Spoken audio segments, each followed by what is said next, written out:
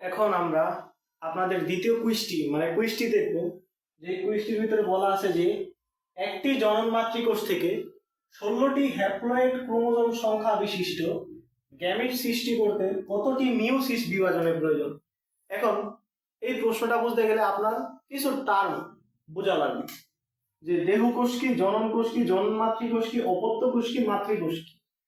দেখেন, আগে বুঝতে হবে যে কোষটার দরকার কি। দেখেন, একটা বিল্ডিং যখন তৈরি করবেন, বিল্ডিং তৈরি করতে গেলে আমাদের কি কি লাগে? একটা পিলার লাগে, ভিত্তি বা বেসের জন্য কি লাগে? পিলার। পিলারটা কি করে? ওই বিল্ডিংটার ভিত্তি বা কাঠামো গঠন করে। ভিত্তি বা কাঠামো। এবং ওই বিল্ডিংটা সম্পূর্ণ করে বা বিল্ডিংটা গঠন করে। বিল্ডিংটা কি করে? গঠন করে হলো যে ইট দিয়ে একটার পর একটা সাজিয়ে পুরা কমপ্লিট একটা বিল্ডিং করা হয়। তার মানে কি? গঠন করে কি? ইট। সেম জিনিস আমাদের হিউম্যান বডির ক্ষেত্রে হয়। আমাদের হিউম্যান বডির ভিতরে আপনার যেই আমাদের শরীরের যে ভিত্তিটা বা কাঠামোটা গঠন করে, এই ভিত্তিটা বা কাঠামোটা গঠন করে হলো কি? আমাদের কঙ্কাল। আর আমাদের শরীরটা গঠন করে বা আমাদের শরীরটা প্রত্যেকটা ইটের মতন, মানে কোষ দিয়ে তৈরি, বুঝছেন? তার মানে আমাদের শরীরে গঠন করে কি? শরীরটা গঠন করে কি? কোষ।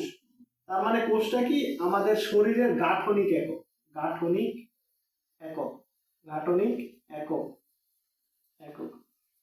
এখন কোষে আমরা যদি মোটা দাগে চিন্তা ভাবনা করি, আমাদের পুরো শরীরটা একটা দেহ না? এই দেহ অনেকগুলা কোষ দিয়ে তৈরি।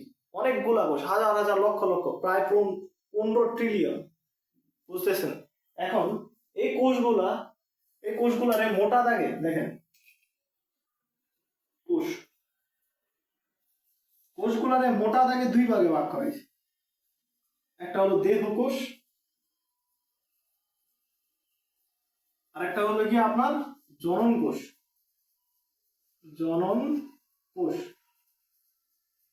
এখন দেখেন, দেহ কোষটা কি?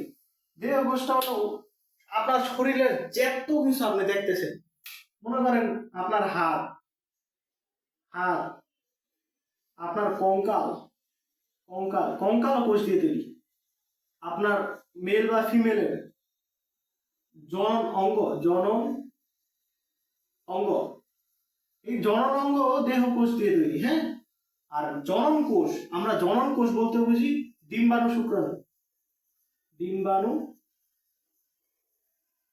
আর শুক্রাণু।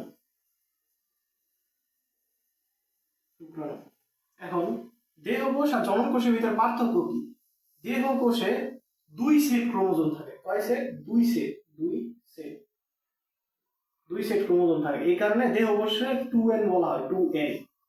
এটা সম্পর্কে আমরা বিস্তারিত কোষ বিভাজনে আলোচনা করব। এখন দেখেন, আর জনন কোষে n সংখ্যক বলা হয়। কারণ কি? একটা জনন কোষ আর আরেকটা জনন কোষ মিলিত হয়ে 2n সংখ্যক একটা নতুন একটা কোষের সৃষ্টি করে, যে কোষের ভিতরে একটা জনন কোষ আসে মেল থেকে আর একটা জনন কোষ আসে ফিমেল থেকে। যার কারণে কি হয়? নতুন একটা কোষের ভিতরে 2n সংখ্যক কোষ থাকে, এবং এইটাই পরবর্তীতে জাইগোট, পরবর্তীতে ভ্রূণ, পরবর্তীতে একটি মানব দেহে তৈরি হয়। জাইগোট, ভ্রূণ, পরবর্তীতে মানব দেহ।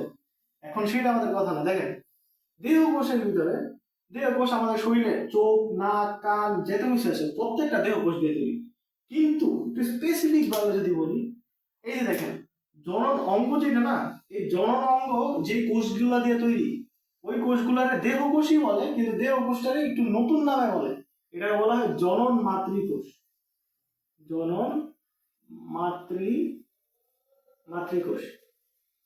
এবং এটা যেহেতু 2n, তাহলে জনন মাতৃকোষ মানে কি? জনন মাতৃকোষ এক ধরনের দেহ কোষ, কিন্তু এটার আরেকটা স্পেসিফিক নাম হলো জনন মাতৃকোষ। বুঝতে পারছি? এই যে দেহ কোষ শেষ। এখন এই জনন মাতৃকোষের ভিতরে কি হয় দেখেন, জনন মাতৃকোষ, এই জনন মাতৃকোষটা মিওসিস বিভাজনের মাধ্যমে, মিওসিস বিভাজনের মাধ্যমে ডিম্বাণু শুক্রাণু উৎপন্ন করে। ডিম্বাণু বা শুক্রাণু শুক্রাণু শুক্রাণু ডিম্বাণু শুক্রাণু উৎপন্ন করে। এখন দেখেন জনন মাতৃকোষটা কই থাকে? মেইলের, যদি মেইলের অর্গান বা মেইলের জননাঙ্গে থাকে হলো গিয়ে শুক্রাণু, এবং ফিমেলের জননাঙ্গে থাকে হলো গিয়ে ডিম্বাণু। বুঝতে পারছি? এখন জনন মাতৃকোষটা হলো গিয়ে 2n সংখ্যক এবং ডিম্বাণু শুক্রাণু হলো গিয়ে n সংখ্যক। কারণ কি? কারণ মিওসিস বিভাজন হয়। মিওসিস বিভাজন মানে কি? মিওসিস একমাত্র বিভাজন, যেই বিভাজন শুধুমাত্র জনন মাতৃকোষে হয়, আর কোথাও হয় না। জনন মাতৃকোষে হয়, আর কোথাও হয় না। জনন মাতৃকোষে হয়, ওয়ে কি করে 2n সংখ্যক থেকে n সংখ্যক বানায়, যার কারণে ডিম্বাণু n সংখ্যক হয় এবং শুক্রাণু n সংখ্যক হওয়ার কারণে নতুন একটা যে জীব উৎপন্ন হবে সেটা 2n সংখ্যক হয়। যদি জনন মাতৃকোষে বা জনন মাতৃকোষটা মানে কি? মানে হলো গিয়ে মেলের জননাঙ্গ এবং ফিমেলের জননাঙ্গ, ওর ভিতরে যদি ওই জননাঙ্গের কোষগুলোর ভিতরে যে কোষ থেকে শুক্রাণু উৎপন্ন হবে সেই কোষগুলোর ভিতরে যদি মিওসিস বিভাজন না হতো তাহলে 2n সংখ্যক ডিম্বাণু হইতো, বাট n2n সংখ্যক শুক্রাণু হতো, মিলে হয়ে যেত 4n। কিন্তু আমরা মানুষ হলেন কি 2 সেট ক্রোমোজোম বিশিষ্ট। কারণ 2 সেট বলতে কি বোঝায় এটা আমরা কোষ বিভাজনে পড়বো। এখন দেখেন তার মানে কি? যদি মিওসিসটা না থাকতো তাহলে আমাদের প্রজাতি বিলুপ্ত হয়ে যেত, বা আমরা অন্য কোনো প্রজাতি হয়ে যেত, বা মানুষের এক্সিস্টেন্সই থাকতো না। বুঝছেন? তাহলে গেল যে জনন কোষ, এই যে ডিম্বাণু শুক্রাণু আছে না, এইগুলোরই বলা হয় জনন কোষ। জনন কোষ বা গ্যামেট। জনন কোষ বা গ্যামেট। ওকে, এইটাকে আমরা জনন কোষ বলতে পারি, গ্যামেট বলতে পারি, উদ্ভিদের ক্ষেত্রে পরাগরেণু বলতে পারি। এই যে জনন মাতৃকোষ। এখন অপত্য কোষ আর মাতৃকোষ যেই কোনো একটা কোষ, মনে করেন এই একটা কোষ, হ্যাঁ, এই একটা কোষ 2n সংখ্যক। এই কোষটা যদি মাইটোসিস বিভাজন হয়, মাইটোসিস বিভাজনে যদি নতুন একটা কোষ তৈরি হয়, এই নতুন কোষটাকে বলা হয় নতুন কোষ। এই নতুনটাকে বলা হয় অপত্য কোষ। আর যার থেকে হইছে এটাকে বলা হয় মাতৃকোষ আর মাতৃজনন কোষের ভিতরে প্যাচ লাগাই দিন না। এই কোষটাই আবার ধরতে গেলে যদি মিওসিস হয়, যদি আরো কয়টা কোষ উৎপন্ন করে, এইগুলো অপত্য কোষ, এইগুলো মাতৃকোষ। তো এই কোষগুলোর ভিতরে পার্থক্য এটাই। এখন আশা করি বুঝছেন। বুঝার পরে তাহলে আসেন এবার শুরু করি। দেখেন কথা ছিল 2টা। এখন দেখেন মিওসিস কোষ বিভাজনের বৈশিষ্ট্য হলো গিয়ে একটা কোষ, এই একটা কোষে 2 সেট ক্রোমোজোম থাকে। এই 2 সেট ক্রোমোজোম থেকে একটা কোষ থেকে 4টা কোষ উৎপন্ন হয়। 1 2 3 4, 4টা কোষ উৎপন্ন হয় এবং এই কোষগুলা n সংখ্যক হয়। n সংখ্যক, n n n n। এই কোষটা কই থাকে? এই কোষটা থাকে হলো কি জনন অঙ্গে থাকে, জনন অঙ্গে থাকে। এবং এই কোষটার নাম কি? মাতৃজনন কোষ।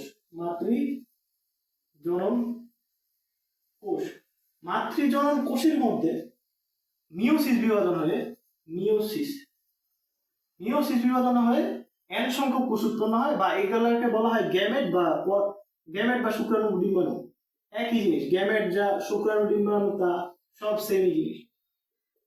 শুক্রাণু বা ডিম্বাণু। তার মানে কি দেখেন, আমরা যদি একটা কোষ থেকে 4টা কোষ পাই, 4টা পেতে গেলে আমাদের মিওসিস বিভাজন কয়বার করা লাগবে? একবার। আচ্ছা, এখন দেখেন এই একটা থেকে আবার 4টে হবে, 1 2 3 4। এটা থেকে 1 2 3 4, এটা থেকে 1 2 3 4, এটা থেকে 1 2 3 4। তার মানে কত হলো? 4 4 4 4 16টা। এখন দেখেন একটা কোষ থেকে 4টা কোষ পাইছি, এখন একটা কোষ থেকে 16টা কোষ পাইতে মিওসিস বিভাজন লাগবে কয়টা? মিওসিস 2টা।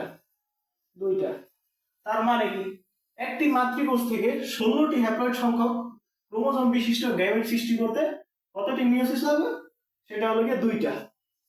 ঠিক আছে, এখন কথা হলো আমরা যে অ্যান্সারটা দিছি এই অ্যান্সারটা হয় নাই, এই অ্যান্সারটা হয় নাই।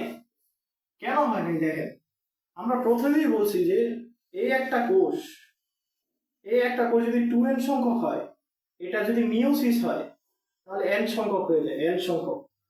এই n সংখ্যক n সংখ্যক n সংখ্যক n সংখ্যক n সংখ্যক মানে কি ওর ভিতরে এক সেট ক্রোমোজোম আছে, এক সেট। হ্যাঁ, এবং এই জিনিসটা মনে রাখবেন, এই এক সেট ক্রোমোজোমের ভিতরে কোনো দিন মাইটোসিস হয় না, মিওসিস, মিওসিস মিওসিস হয় না। কেন হয় না দেখেন, এটা একটা n সংখ্যক কোষ, এই n সংখ্যক কোষে যদি মিওসিস হয়, মিওসিস মানে কি তার ক্রোমোজোম সংখ্যা হ্রাস পাবে n/2, n/2 সংখ্যক কোনো কোষ নাই, বুঝাইতে পারছি? বা n/2 সংখ্যক এমন একটা শুক্রাণু, এই শুক্রাণুর মধ্যে অর্ধেক পরিমাণ, অর্ধেক অর্ধেক অর্ধেক কোনো ক্রোমোজোম থাকে না, ক্রোমোজোম জোড়ায় জোড়ায় থাকে বা এক সেট থাকে, বুঝতে পারছি? ক্রোমোজোম থাকে না। তার মানে কি আপনার একটা মাতৃজনন কোষ, এই যে একটা জনন কোষ, মাতৃজনন কোষ থেকে শুক্রাণু ডিম্বাণু 4টাই উৎপন্ন হয়, 4টার বেশি উৎপন্ন হওয়া কোনোদিন পসিবল না। এই একই জিনিস একজন জীবনে যদি একজনই একবারই 4টা কোষ উৎপন্ন করতে পারে, এই 4টা কোষ আবার আরো 4টা উৎপন্ন করতে পারে না, বুঝতে পারছি? তার মানে আমাদের শরীরে শুক্রাণু ডিম্বাণু বাড়ে কিভাবে? এরকম হাজার হাজার মাতৃজনন কোষ আছে, মাতৃজনন কোষগুলো কি করে একটা থেকে 4টা হয়, এই যে 4টা শুক্রাণু উৎপন্ন করে, আরো অনেকগুলো একটা থেকে 4টা উৎপন্ন করে, এইভাবে শুক্রাণু উৎপন্ন হয়। কিন্তু একটা থেকে 4টা হয়, 4টা থেকে আর পরবর্তীতে আর কোনদিন যাবে না, ওইটাই ওর সমাপ্তি। এই কারণে এটার অ্যান্সার হবে কোনোটি না, বুঝতে পারছি? একটা মাতৃজনন কোষ থেকে কোনোদিন 16টা হ্যাপ্লয়েড সংখ্যক, 16টা শুক্রাণু কোষ বা 16টা গ্যামেট জীবনও পাইতে পারবে না। একটা থেকে সর্বোচ্চ পাইতে পারবেন কয়টা? 4টা, 4টার উপরে কোনোদিন পাওয়া সম্ভব না। এটাই হলো কি অ্যান্সার। ওকে।